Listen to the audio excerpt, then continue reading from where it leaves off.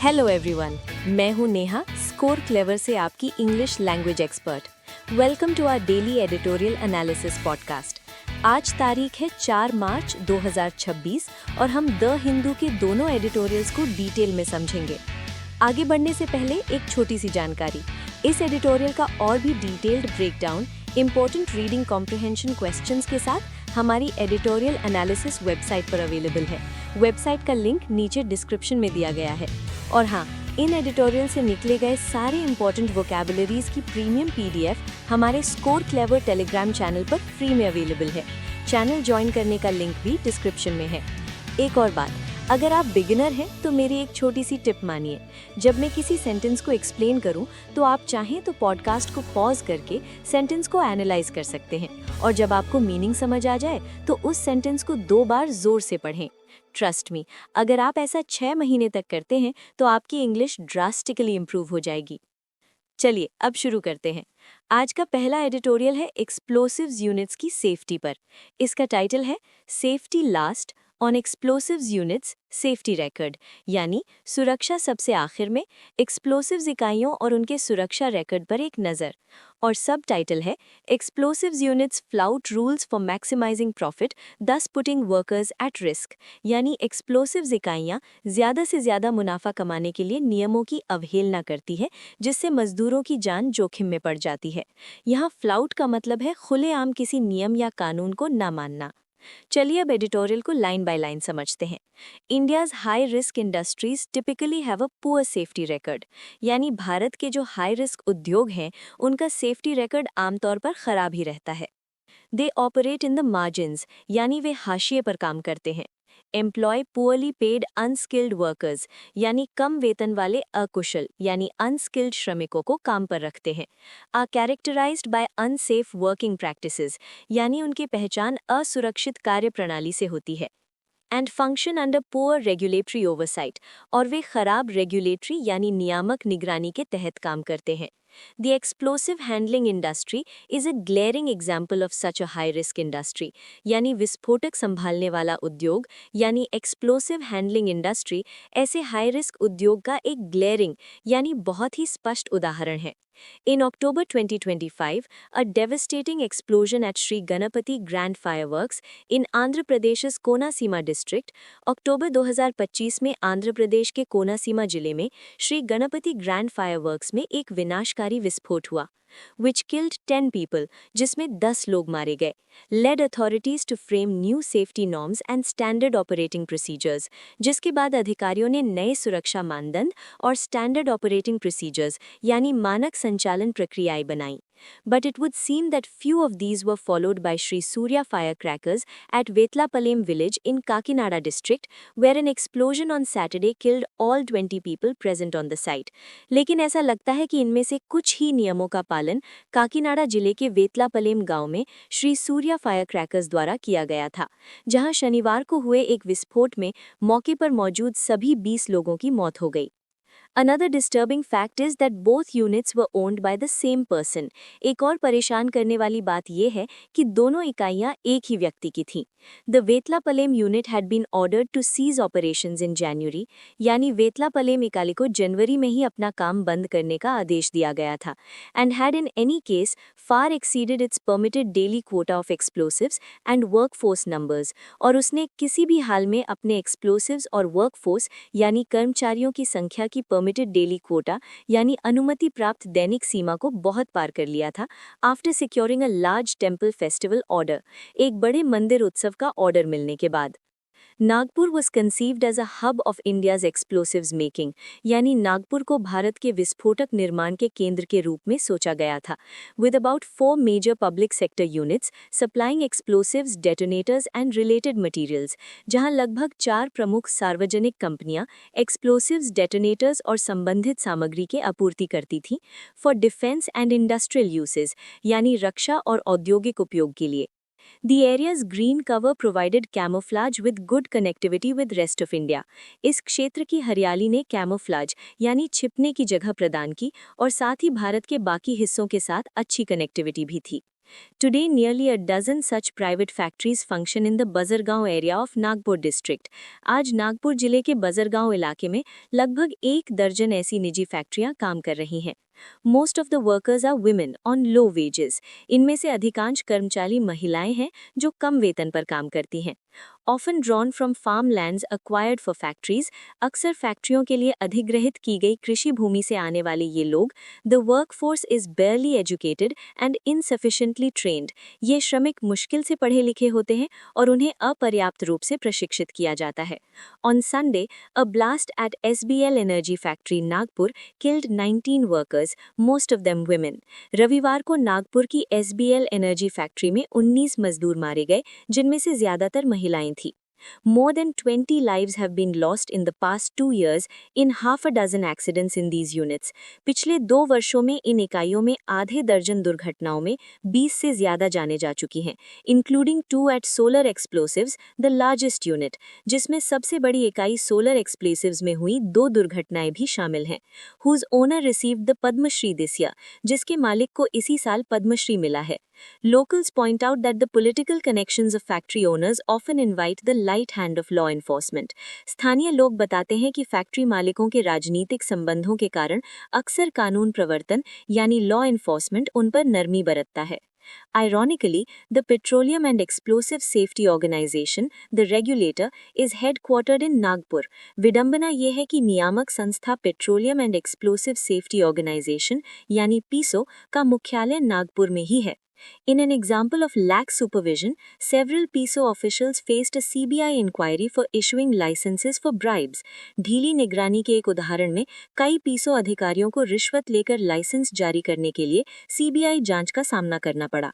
Only an overhaul of safety practices, norms and supervisory mechanisms यानी केवल सुरक्षा प्रथाओं, मानदंडों और पर्यवेक्षी तंत्रों में एक बड़े सुधार, ओवरहॉल का मतलब होता है पूरी तरह से सुधार करना, and a commitment of business owners to safety can improve the safety record of these units. और साथ ही व्यापार मालिकों की सुरक्षा के प्रति प्रतिबद्धता ही इन इकाइयों के सुरक्षा रिकॉर्ड में सुधार कर सकती है. There's a lesson from Tamil Nadu, यानी तमिलनाडु से एक सबक मिलता है. Once infamous for child labor in unsafe workplaces and frequent deadly accidents, यानी एक समय असुरक्षित कार्यस्थलों में बाल श्रम और लगातार होने वाली घातक दुर्घटनाओं के लिए बदनाम, Sivakashi's fireworks units have now turned around their safety record.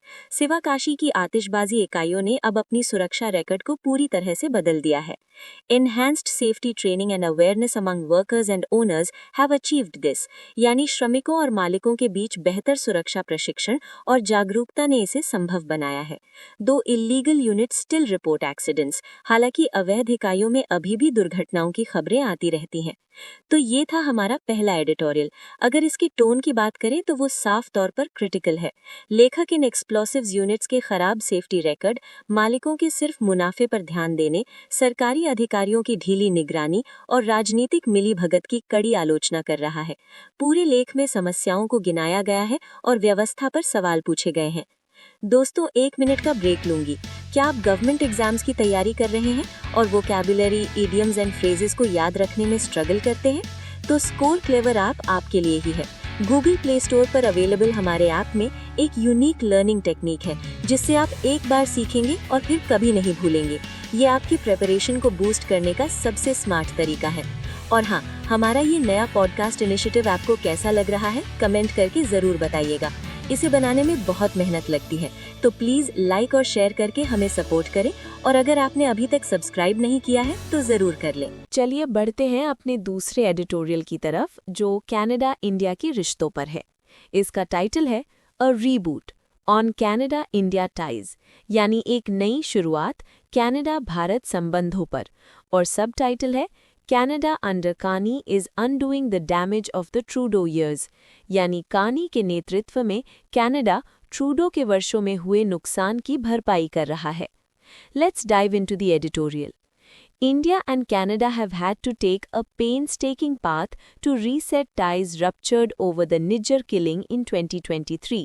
यानी भारत और कनाडा को 2023 में निज्जर हत्याकांड को लेकर टूटे हुए यानी रप्चर्ड संबंधों को फिर से ठीक करने के लिए एक पेनस्टेकिंग यानी बहुत ही मेहनत और सावधानी भरा रास्ता अपनाना पड़ा है. But this week saw a big step forward. लेकिन इस हफ्ते एक बड़ा कदम आगे बढ़ा with Canadian prime minister Mark Carney's India visit and his talks with prime minister Narendra Modi. कनाडाई प्रधानमंत्री मार्क कार्नी की भारत यात्रा और प्रधानमंत्री नरेंद्र मोदी के साथ उनकी बातचीत से। The process began last year after the exit of former Canadian Prime Minister Justin Trudeau. ये प्रक्रिया पिछले साल पूर्व कनाडाई प्रधानमंत्री जस्टिन ट्रूडो के जाने के बाद शुरू हुई, who had publicly accused India of involvement in the killing, जिन्होंने सार्वजनिक रूप से भारत पर इस हत्या में शामिल होने का आरोप लगाया था, and by Mr. Carney's entry, an invitation to Mr. Modi to attend the G7 outreach in Kananaskis, Canada. और मिस्टर कार्नी के आने और मिस्टर मोदी को कनाडा के कनानास्किस में G7 आउटरीच में शामिल होने के निमंत्रण से। The two countries have since demonstrated that they can resolve deep differences on security issues. तब से दोनों देशों ने ये दिखाया है कि वे सुरक्षा मुद्दों पर गहरे मतभेदों को सुलझा सकते हैं। NSA Ajit Doval's Ottawa visit last month, previously unthinkable. NSA Ajit Doval की पिछले महीने ओटावा यात्रा, जो पहले अकल्पनीय थी, unthinkable मतलब जिसके बारे में सोचा भी नहीं जा सकता था, saw a closer understanding of each other's positions on the Khalistan issue and foreign interference. इस यात्रा में खालिस्तान मुद्दे और विदेशी हस्तक्षेप पर एक दूसरे की स्थिति को और करीब से समझा गया। High commissioners were appointed in both countries, दोनों देशों में उच्चायुक्त नियुक्त किए गए, and the two sides restarted discussions on the comprehensive economic partnership agreement यानी CEPA and cooperation in other spheres, और दोनों पक्षों ने व्यापक आर्थिक भागीदारी समझौते यानी सीपा और अन्य क्षेत्रों में सहयोग पर बातचीत फिर से शुरू कर दी। Mr. Carney's visit and rapport with Mr. Modi have also been forged due to geopolitical factors. Mr. Carney की यात्रा और Mr. Modi के साथ उनका रैपो यानी अच्छा तालमेल भू राजनैतिक यानी जियोपॉलिटिकल कारकों के कारण भी बना है। US President Donald Trump's unilateral moves on trade and tariffs and foreign policy, अमेरिकी राष्ट्रपति डोनाल्ड ट्रंप के व्यापार और टैरिफ और विदेश नीति पर एक तरफा यानी यूनिलैटरल कदमों ने have pushed most global players to diversify their engagements, अधिकांश वैश्विक खिलाड़ियों को अपनी व्यस्तताओं में विविधता लाने के लिए मजबूर किया है, and ऐसे partners they may not have in the past, और ऐसे भागीदारों को आजमाने के लिए मजबूर किया है जो शायद पहले उनके पास नहीं थे। इन अ मोर रियल पॉलिटिक फेज, एक अधिक यथार्थवादी राजनीति के दौर में, India and Canada have restored ties with China. Bharat और कनाडा ने चीन के साथ संबंध बहाल कर लिए हैं, although fraught with misgivings over China's trade and supply chain control. हालांकि ये संबंध चीन के व्यापार और आपूर्ति श्रृंखला नियंत्रण पर मिसगिविंग्स यानी शंकाओं से भरे हुए हैं। फ्रॉट विद का मतलब होता है किसी चीज से भरा हुआ।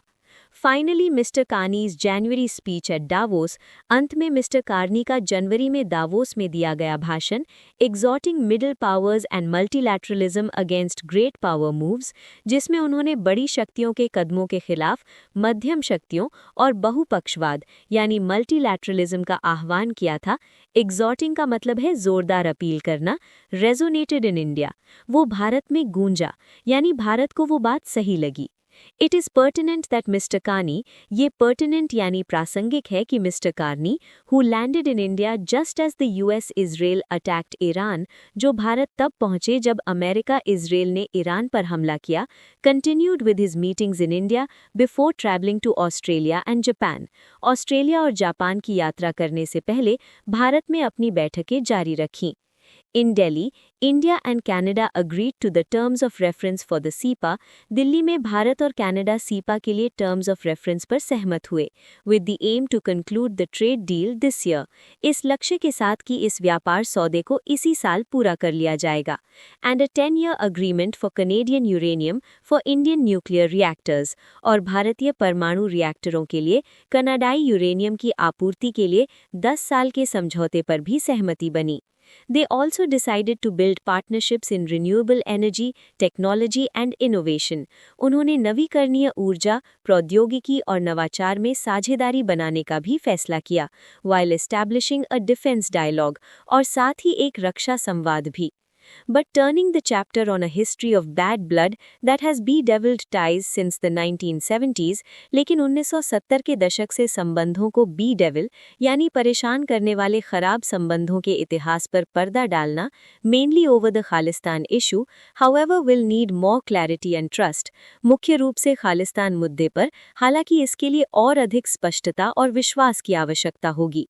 Just before the meet in Delhi में बैठक से ठीक पहले मीडिया रिपोर्ट्स इन कनाडाई मीडिया रिपोर्टों ने clearly fueled by Canadian intelligence inputs of Indian links to the Nijjar case and other instances of foreign interference, जो स्पष्ट रूप से निज्जर मामले में भारतीय लिंक और विदेशी हस्तक्षेप पर कनाडाई खुफिया जानकारी से प्रेरित थीं, indicated an internal tussle within the Canadian government on these issues.